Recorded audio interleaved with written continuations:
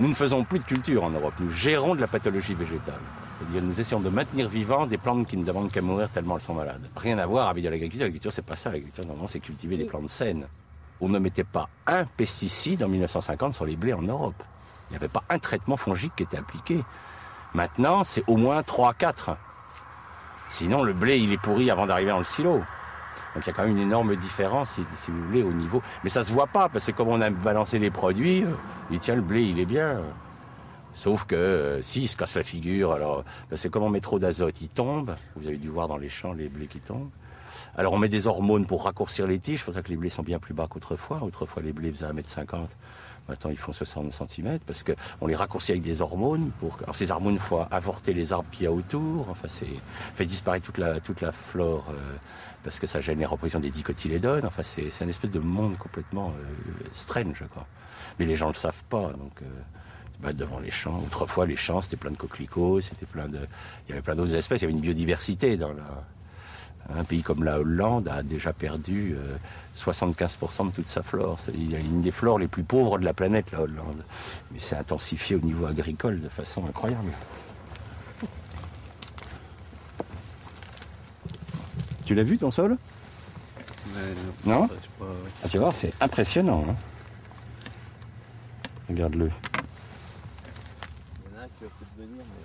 Ah non, on n'a pas été entendu, puisqu'on est avec Lydia, on a quitté l'INRA.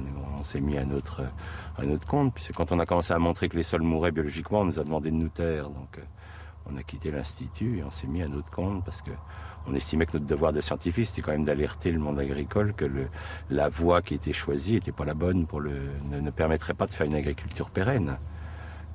Il ne peut y avoir d'agriculture pérenne que si on est sur des sols vivants. Hein.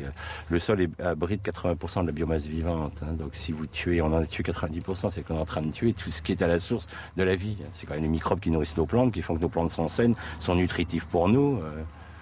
Alors que maintenant, les gens, nous sommes quand même dans la société la plus confortable de l'histoire de l'humanité et nos dépenses de sécurité sociale augmentent de 6% par an. Il y a quand même des questions à se poser, quoi. Est-ce que les gens sont si bien nourris que ça pour être aussi malades ? Alors, le problème, c'est qu'effectivement, l'argumentation, c'est oui, mais regardez, ils vivent de plus en plus longtemps. Bien sûr, les gens qui en ce moment ont 80 ans n'ont pas connu l'agriculture chimique avant l'âge de 50 ans, hein, puisque c'est apparu dans les années 70. Donc, jusqu'à 50 ans, ils ont mangé... moi, je suis encore gamin du lait de vache qui avait du goût de lait de vache. Ça avait vraiment le goût de lait de vache, c'est pas le lait de maintenant. Donc c'est tellement récent dans l'histoire de l'humanité qu'on ne connaîtra les résultats réels et on s'inquiète puisque vous prenez la population d'enfants à l'heure actuelle en Europe, 17% des enfants sont obèses, donc on est en droit de se poser des questions sur cette qualité alimentaire. Le sol, c'est une vraie éponge. Donc, si je le gère mal, il est compact, il est serré, il se referme. Si je laisse la faune le retravailler, il va se souffler. C'est pour ça que quand vous marchez en forêt sur un sol, vous avez vu le côté moelleux du sol forestier. Hein, parce qu'en fait, il est aéré par la faune. Alors que le sol qui a été labouré, maltraité, il est complètement compacté, complètement resserré sur lui-même. Alors, quand il va pleuvoir sur un sol resserré, l'eau ne va pas pouvoir rentrer. Puis c'est l'érosion.